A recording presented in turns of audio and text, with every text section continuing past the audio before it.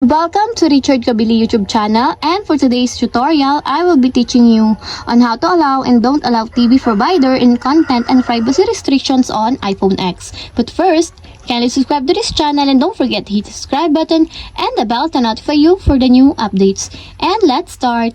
Using your iPhone X, from your home screen first, go to Settings. Then in the settings, scroll down and click the Screen Time. Then in the screen time, scroll down again and click the content and privacy restrictions. Then after that, in the content and privacy restrictions, scroll down and go to allow changes sections, then click the TV provider. Then in this part, if you want to change it to don't allow, just click it until there's a check mark on the side. And if you want to change it to allow, just click also until there's a check mark on the side. And that's it. We have successfully allow and don't allow TV provider in content and privacy restrictions on iPhone X. If you have a question, kindly comment down below. Don't forget to hit the subscribe button and the bell to notify you for the new updates. And thank you for watching!